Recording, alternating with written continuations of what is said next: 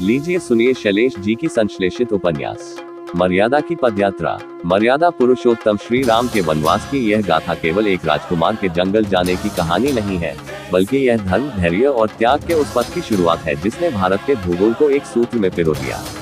अध्याय 1, अयोध्या से विदाई। अयोध्या, जो अब तक उत्सवों और खुशियों की नगरी थी, आज शोक के सागर में डूबी थी। राजा दशरथ के महल से लेकर साधारण नागरिक की कुटिया तक हर आंख नम थी। 70 के दशक की उन रामलीलाओं की याद दिलाता ये दृश्य, जहां पर्दा गिरते ही सन्नाटा छा जाता था, आज हकीकत में अयोध्या की गलियों में पसरा था। सूर्योदय से पूर्व ही मर्यादा पुरुषोत्तम राम, माता सीता और अनुज लक्ष्मण के साथ रथ पर सवार हो चुके थे। सुमंत रथ हाँक रहे थे।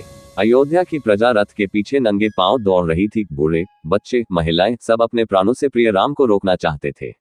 राम की आंखों में आंसू थे, पर हृदय में पिता के वचन की मर्यादा का अडिग संकल्प।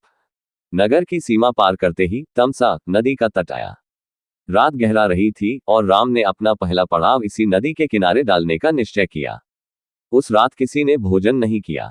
अयोध्यावासी थककर नदी के किनारे ही सो गए, इस उम्मीद में कि सुबह वे राम को मनाकर वापस ले जाएंगे। लेकिन आधी रात को, जब सब गहरी नींद में थे, राम ने सुमंत से कहा, तात, यदि ये लोग जाग गए तो मुझे जाने नहीं देंगे। हमें चुपचाप निकलना होगा। भारी मन से राम ने सोती हुई प्रजा को पीछे छोड़ा और आगे बढ़ गए। तमसा का वह तट साक्षी बना उस पहले बलिदान का, जहां एक राजा ने अपनी प्रजा का मोह और प्रजा ने अपने राजा का सानिध्य खो दिया।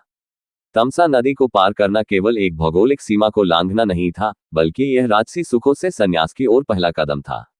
यहीं से शुरू हुआ वह राम वन गमन पथ, जो आगे चलकर एक दैवीय इतिहास बनने वाला था। आगे की कहानी जानेंगे अगले अध्याय में, जहां राम गंगा के तट पर निषादराज गुह और उस प्रसिद्ध केवट से मिलते हैं। तब तक के लिए जय श्री राम।